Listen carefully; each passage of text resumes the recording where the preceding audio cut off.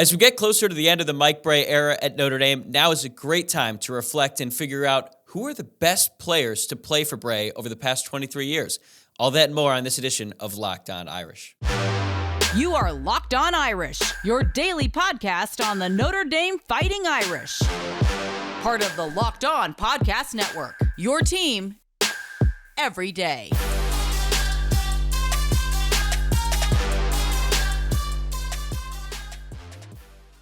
What's up and welcome to Locked On Irish. It is Friday, March 3rd, so happy Friday to all of you. And thank you for making this your first listen today and every day. It's free and available wherever you get your podcast. Plus, you can watch the show on YouTube as well. Whether you're watching or listening, please subscribe to the show and throw it a like, rate, review, whatever your heart desires. I appreciate all of it. My name is Tyler Wojciak, and I'm the host. I graduated from Notre Dame in 2018. I've been podcasting about the football team for the past 3 years, and I'm also a producer for the college football talent at Fox Sports in Los Angeles. This episode is brought to you by FanDuel Sportsbook, the official sportsbook of Locked On. Make every moment more. Visit FanDuel.com/LockedOn today to get started. And in today's episode of Locked On Irish, I'm going to be joined by my good friend and old co-host, Luke Smith. As some of you might already know, Luke and I used to host a podcast together called Sons of Saturday Irish. So I'm really pumped to have him on the new show to talk a little bit about Mike Brey. And then we're each going to draft a starting five using only players from the Brey era at Notre Dame. And then we'll wrap things up by answering a few questions submitted by you in our first ever mailbag episode. If you want your questions answered on future mailbag episodes, please hit up the show on Twitter at Locked On Irish, on Instagram at Locked On Irish Pod, or my personal Twitter account at Tyler Wojciak. That's at Tyler, Wojciak. Now let's talk to Luke. All right, Luke Smith is here. We're cooking with gas now. How's it going, man? I'm doing great. How are you? I'm doing well. Last episode of the week, almost down with 1 week, so I'm feeling good. How was last night? You get to watch the Irish game? I watched it on tape delay because I had to attend a end of year 7th grade basketball party for this group I coached this past winter. So that took precedence. However, you know, when I was checking my phone and saw that the Irish were up 20, I knew I was going to spend the better part of late last night rewatching that, which I can't say I've watched as many games as normal this year, but I didn't want to miss that one. That's for sure. Yeah, I don't blame you for not checking into every single game. I know I haven't. It's been a rough year, but what do you think about like the end of the Brey run and how he was able to go out last night with the W?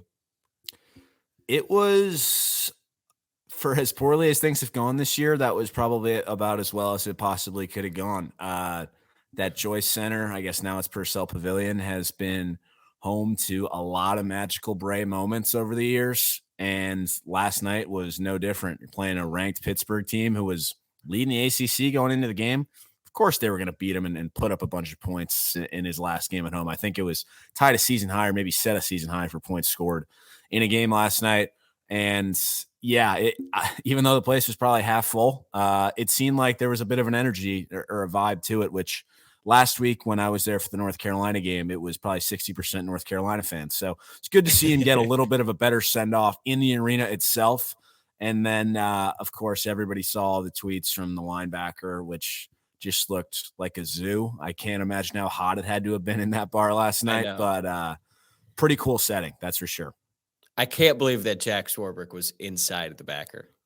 Well, what I'm going to bring up, and one of our friends, I'm not going to reveal who, sent a picture of that tweet of Swarbrick, or maybe it was a camera from the backer of Swarbrick in it, and he accidentally called him Jenkins.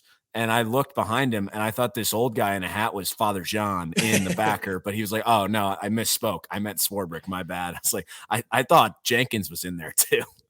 Yeah, I can't imagine Father Jenkins has ever stepped foot inside the backer, but or any bar in South Bend for that matter. Yeah.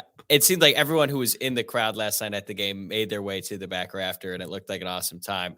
Wish it could have been there. But in the spirit of Brey and the fact that it's a Friday episode, let's do something a little fun on this show. We wanted to do a draft, a starting five, using only players that played for Mike Brey at Notre Dame. And then when we're done, we'll kind of debate who has a better roster at the end. But Luke, you are the guest here. You lead us off. Who's your number one overall pick in the Mike Brey Notre Dame era? This is tough, and I hope that some of the early era guys don't get left off here, but I think there's probably only one answer for the number one pick here, and it's because he's probably the best winner in the history of the program and has proceeded to have a pretty good NBA career. I think you got to go with Pat Connaughton as the first pick. Okay. I'm a little bit disappointed that you took him number one because I wanted to take him number one too, which is so crazy that he's had the best NBA career because he wasn't even the best player on that team, at least in my opinion. No, probably the best athlete, but yeah, not the best player. Yeah, I mean, he was a 6'4" on that team. Guarding Karl Anthony Towns. It's shocked. And Notre Dame refused to double team him as he's just getting bucket after bucket. All right, well, I think I'm going to go with my first pick. I got to go with Luke Harangody. Wasn't always like, the most aesthetically pleasing game. It's just the goofy jump shot and all, but he was second all time in points, second all time in rebounds too. And I was actually, when I was starting to do this, I pulled up some of his highlights. He absolutely killed those Louisville teams back in the day. So personally, I got to take him at number one. I like that. I wore number 44 for a couple of years in junior high school just because of Luke Harangody, and we also happen to share the same name. And people would always ask why, and it was a kind of an awkward number to wear. It's like a 5 foot sixth grader, but that was why. Second pick, I'm going back to the earlier days. I'm going with Chris Thomas, really Brey's first star.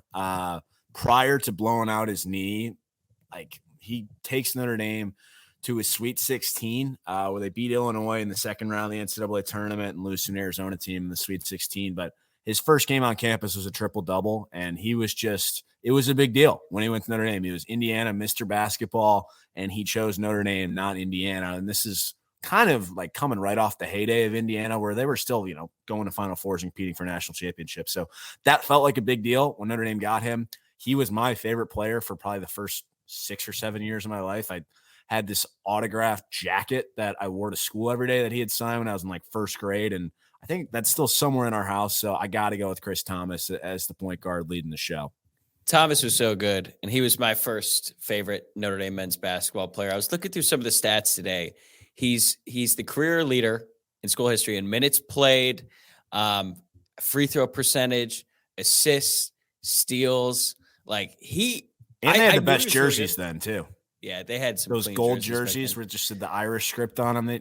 Under Armour kind of had enough of them. If they can do something like that, they might be able to get back into my good graces. Okay, I like that. All right, I'm glad we got some early era Brey guys in. I was thinking about going with someone with my second pick, but I need a guard, so give me Jerian Grant. He was the best player on the best team in the Mike Brey era, and I can't believe his NBA career didn't pan out because he was so good. I mean, he took over that Duke game. He took over so many games. He also had maybe the most iconic play of the Brey era with that dunk against Georgia Tech. So I got to go with Grant for my point guard.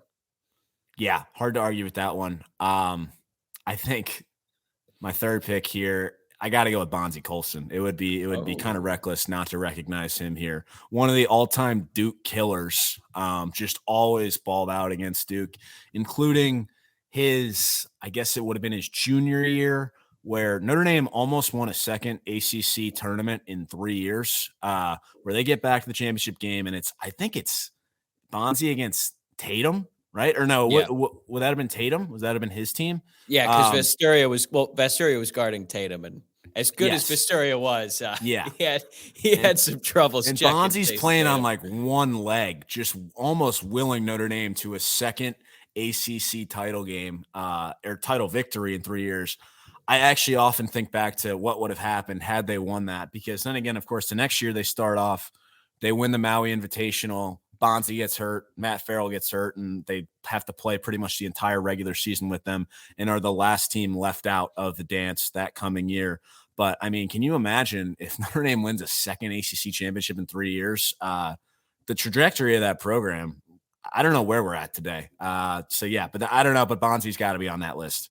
We'll be right back with Luke in a moment, but first, I want to talk to you about FanDuel. The midway point of the NBA season is here, and now is the perfect time to download FanDuel, America's #1 sportsbook, because new customers get a no-sweat first bet up to $1,000. That's bonus bets back if your first bet doesn't win. Just download the FanDuel Sportsbook app. It's safe, secure, and super easy to use. Then you can bet on everything from the money line to points scored and threes made. Friday night's always a big night in the NBA, especially at this point in the season. I'm looking at the board now. I'm seeing the Chicago Bulls 6-point dogs at home against the Phoenix Suns. So you know what? Give me the Bulls to cover. what's better than a home team getting points, right? FanDuel even lets you combine your bets for a chance at a bigger payout with the same game parlay. So don't miss a chance to get your no sweat first bet up to $1,000 in bonus bets when you go to FanDuel.com/lockedon. That's FanDuel.com/lockedon to learn more. Make every moment more with FanDuel, an official sports betting partner of the NBA.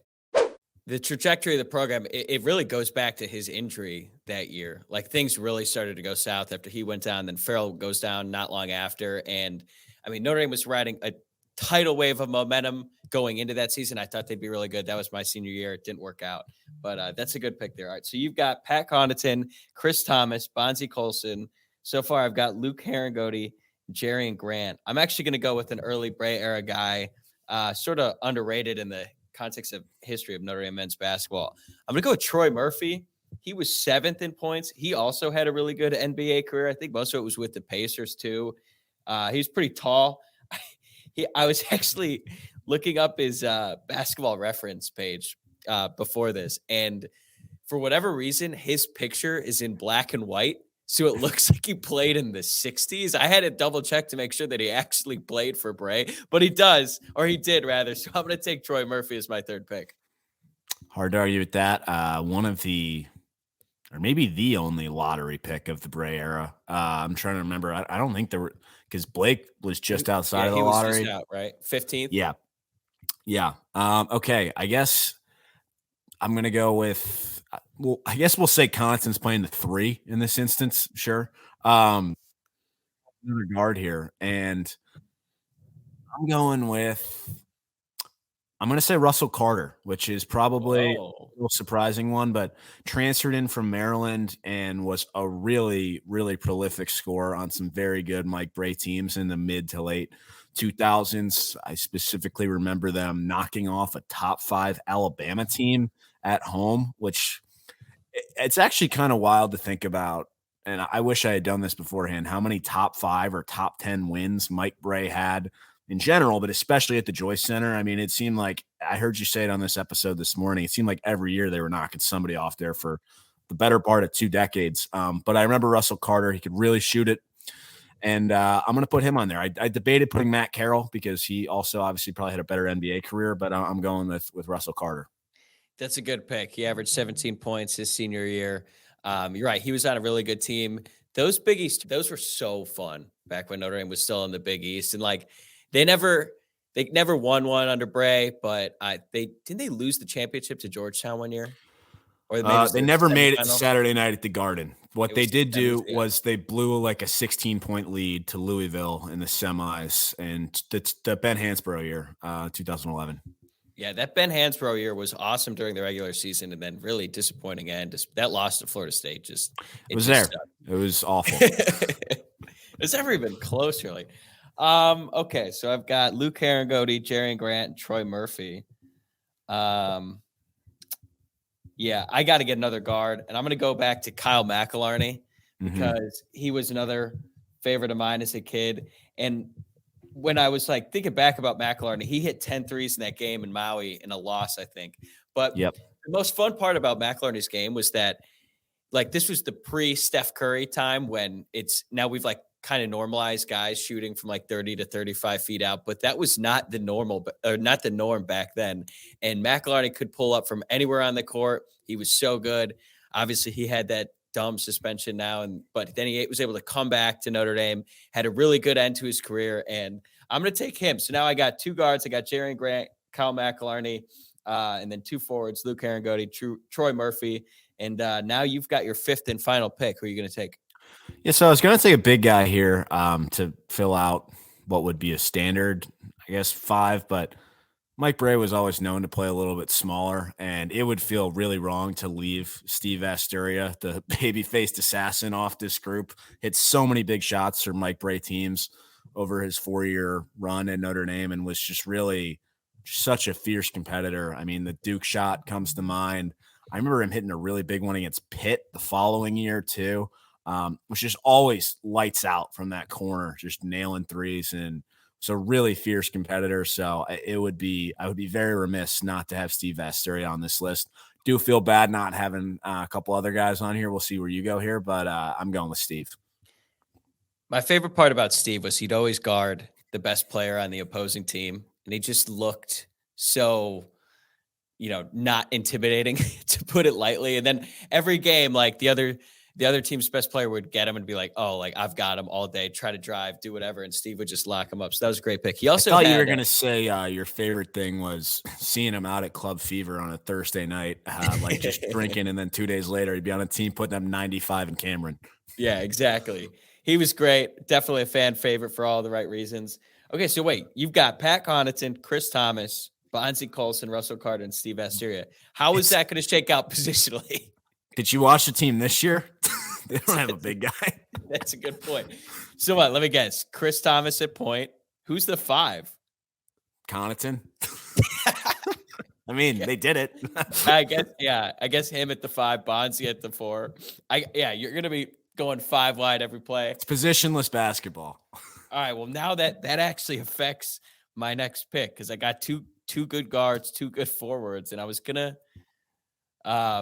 thinking about taking Ryan Humphrey.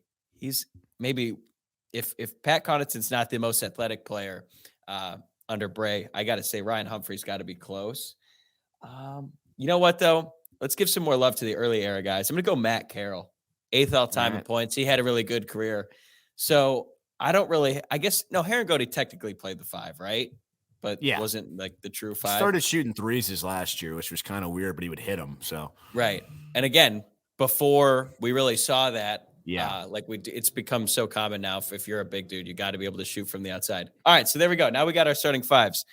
So I got Harangody, Grant, Murphy, McElharney, and Matt Carroll going up against Pat Connaughton, Chris Thomas, Bonzie Colson, Russell Carter, and Steve Asteria. How do you think that that game would shake out? Not a lot of defense. Just a ton of points. Yeah. Who's the only guys on this list that could defend? Bonzie could defend. Vasteria. Yeah. That might be. I don't know. I guess like if we were talking defense, not that they've had a ton of prolific defenders, but might have had to have like a Torrey Jackson on there or somebody like that. Like I Demetrius, I guess, could have had a place potentially. But yeah. Rob Kurz was another guy I considered, just kind of that glue guy, but I couldn't elevate him over some of the people I ended up with here. Whenever I think about Rob Kurz, I think of that picture of him. He's got the bloody eye, all that. He was just a dog. I liked him. Okay, so if we're comparing these rosters here, I think I got a little bit more on offense, but Thomas was a pretty good defender. I mean, he picked up a bunch of steals, school leader, and then Vasteria and Colson. Yeah, it might be a shootout. I think that is safe to say.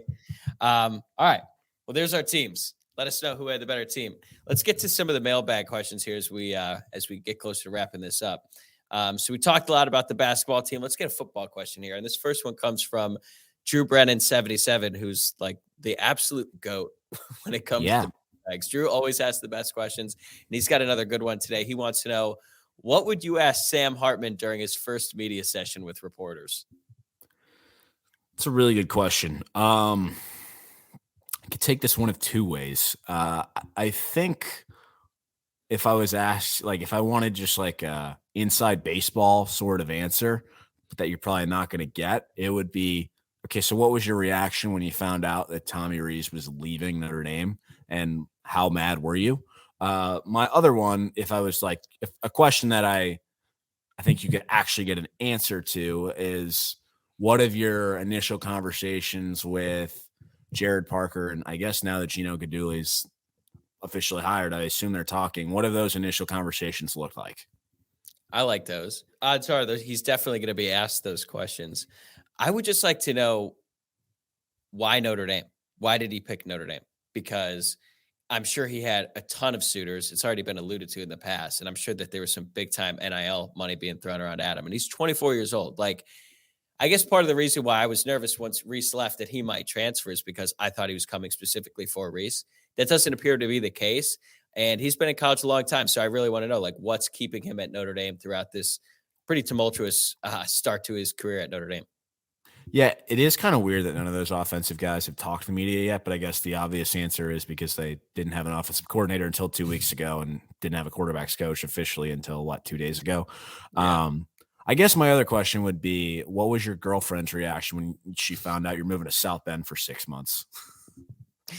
Yeah, longer than 6 months. He's already there, so he's got to go full year. Like basically a full year, I guess, almost. Yeah. So that'd be another good one. What are your first impressions as South Bend? Have you been to Wake Forest?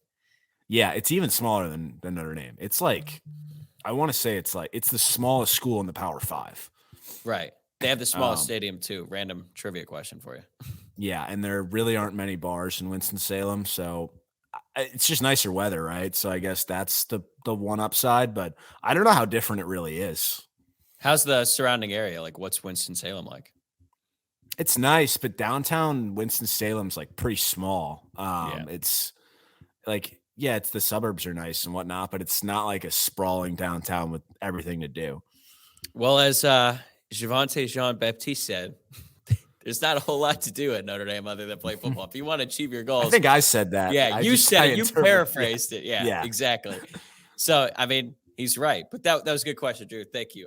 We'll be right back with Luke, but first, I got to talk to you about Built Bar. If you're looking for a delicious treat but don't want all of the fat and calories, then you got to try a Built Bar. We're all trying to eat a little healthier, but don't always want to sacrifice taste. With Built, healthy is actually tasty. Seriously, they're so delicious you won't think they're good for you. What makes Built Bar so good? Well, for starters, they're covered in 100% real chocolate and come in unbelievable flavors like churro, peanut butter brownie, coconut almond, cookies and cream, and so much more. These bars taste like candy, but only have 130 calories and 4 grams of sugar with a whopping 17 grams of protein. 17! It's a high number. Go to BuiltBar.com and use promo code LOCKEDON15 and you'll get 15% off your next order. Oh, and by the way, you don't need to wait around to get a box. Now you can get them at your local Walmart or Sam's Club, so head to your nearest Walmart or Sam's Club today, walk to the pharmacy section, and grab yourself a box of Built Bars, and you won't regret it. This next one comes from Chris Jennis. Who are the top 3 coaches you have a grudge against now that David Shaw is gone? That's a really good question. Okay. I think there's an obvious guy here, but I don't really want to give him attention, so I'm not going to name him. But I'm going to go one with Jim Harbaugh, just because he's a weirdo. Also, this is kind of conspiracy hour. Did you see that video of him moving that tree in Michigan the other day? Yeah. That was staged. That didn't happen. That's my take. That is just Jim Harbaugh trying to repair his image after flirting with the NFL for another year. And he, worked with the local Ann Arbor Police Department to get that video filmed from the body cam. And now it's out there. So that was staged. That's just a hot take. He's on there. He's a weirdo. Number 2, I would have to say probably Hugh Freeze, for no specific reason other than he's just a really bad human being. Whoa. And I just don't like that I don't like that he keeps getting chances. Like, it's just like, he's not that good of a coach to really gamble on, in my opinion, but it keeps happening. And number 3. Number 3. That's a good question. I'm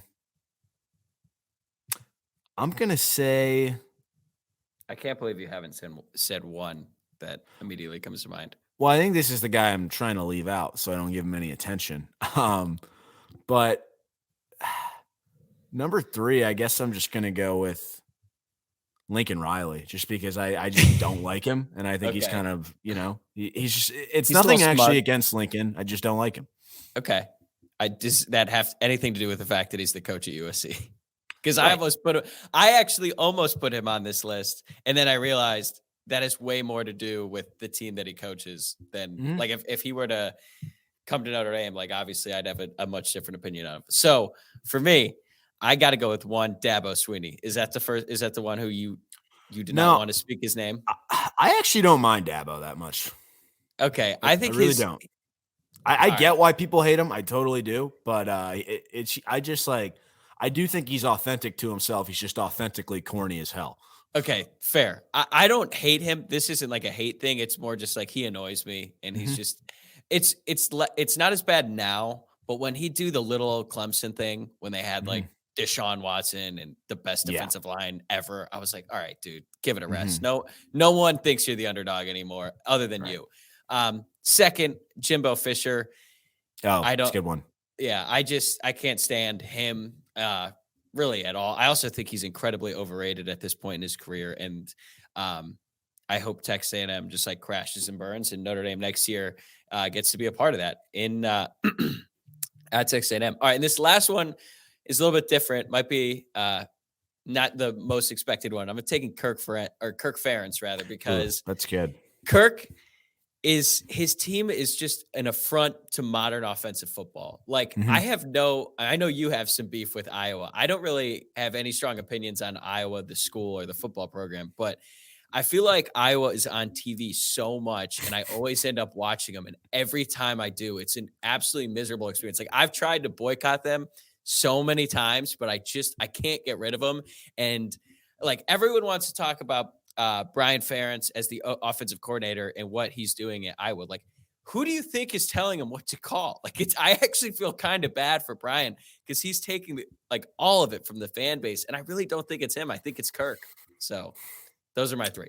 That's fair. Yeah. The one I didn't want to mention, coaches in the Steel City, because I think that's just too obvious. Okay. But, yeah, that's fair. I can't believe I didn't even think about that one. All right. Last one on the way out. This one comes from a longtime listener, first-time caller, Sandra Wojciak, a.k.a. my mom wants to know, Luke, how did your 7th grade hoops team finish up this year? Some jams?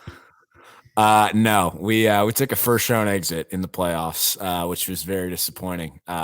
Only scored 12 points in the last game, but it's a long off season ahead, so gonna have to put a ton of work in and see how these kids come out in there to end their junior high career in 8th grade next winter. 12 points. That's on the coaching staff. we would either put up 12 or 39. There was no in between. That's so funny. Were you guys running the burn offense? We were not. In theory, it was a motion offense. In practicality, it was running around with the ball and going and getting trapped in the corner. All right. That's Luke Smith, everybody. Let's do this again soon, man. All right. All right. That's going to do it for this episode of Locked On Irish. Thanks to Luke for joining me, and thanks to you for making this your first listen today and every day. If you're listening to the podcast, don't forget to rate, review, and subscribe if you haven't already. And if you're watching on YouTube, like the video below and subscribe to the channel. For your second listen, check out our brand new podcast, Locked On College Basketball, where experts Isaac Shade and Andy Patton bring you everything you need to know on and off the court before we get to the madness of March. March is here, folks. Get ready. Plus, hear from big-name experts, coaches, and players throughout the basketball landscape, all on Locked On College Basketball, available on YouTube and wherever you get your podcasts. Enjoy your weekend, everybody. I'll see you again on Monday.